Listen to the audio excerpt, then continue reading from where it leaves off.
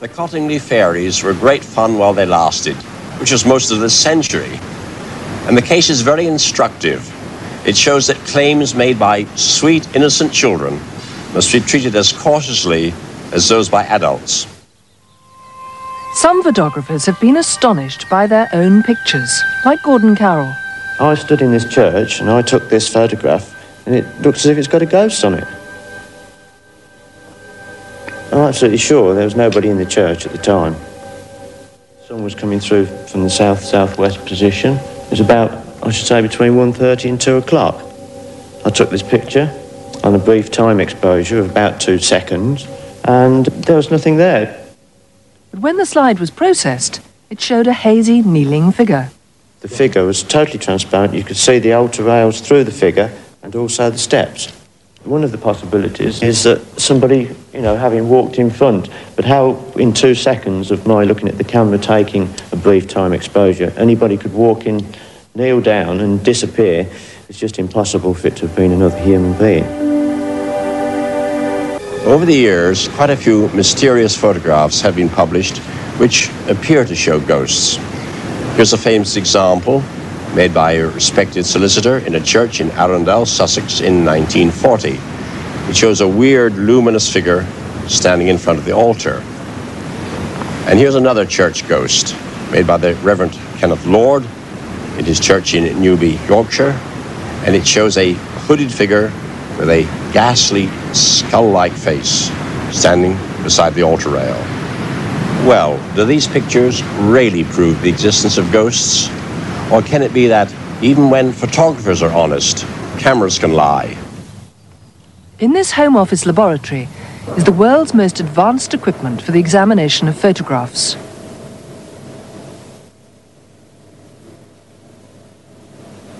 Using a computer, forensic experts help the police to snare criminals by enhancing photographic images to bring out hidden detail.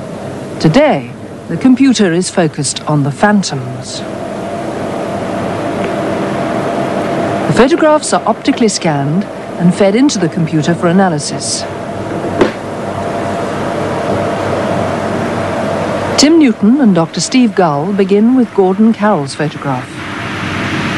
This is a picture, is allegedly of a ghost in front of an altar, but let's have a look at it in a bit more detail. Now I think we can see on the screen that it's a kneeling figure. And if we look over here, perhaps we can see a dustpan. Perhaps, do you think? That's possible, certainly possible. It's a bit beyond the resolution possible with this film, but as you say, it could be a dustpan sitting there. Their unique de-blurring software, often used to decipher the number plates of getaway cars, reveals that this figure may have moved more than once.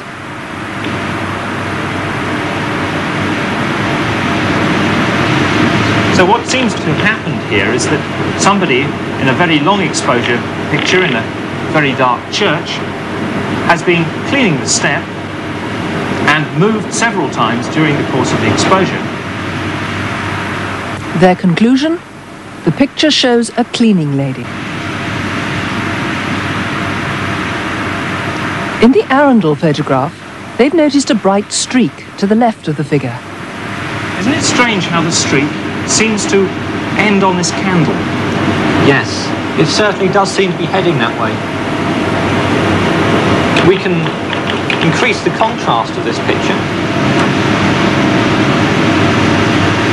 It does seem strange that the priest should be wearing a skirt. That's definitely a skirt. I think we should conclude that this is probably a woman. Yes, certainly. We can now see this streak is definitely very clearly defined, and since it's ending up at this candle, we can probably say it's a taper used to light a candle up here.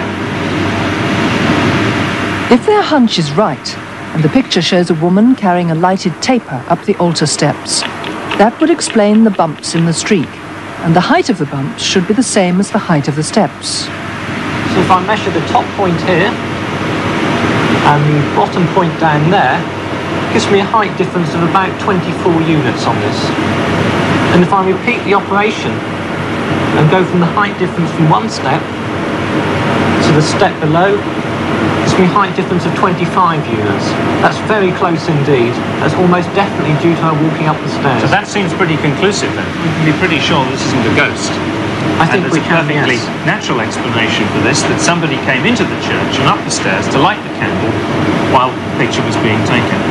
Yes, and she's just moving slowly across the altar, lighting each of the candles in turn.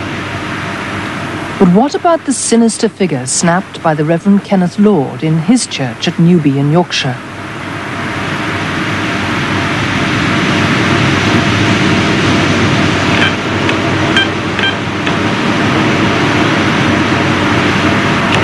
Even the most rigorous computer analysis cannot provide a simple photographic explanation.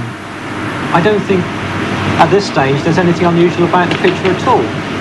So I think our conclusions from this is that it's unlikely to have been built up by a superposition of photographs. So this could be a candidate for a ghost. Although a very few photographs are difficult to explain away, not a single one of them offers convincing proof that a ghost has been captured by the camera. And this, I believe, provides conclusive evidence about the nature of ghosts. For more than a century, millions of cameras have been clicking all over the world. By this time, there must be billions of photographs in existence. If ghosts could be photographed, by now we'd have entire galleries full of portraits. But we don't, because these images exist only in the minds of the observers. I believe that ghosts are at least as real as dreams, and no one has ever photographed a dream. Yet one day, that might be possible, and then we'd have cameras that could really capture ghosts.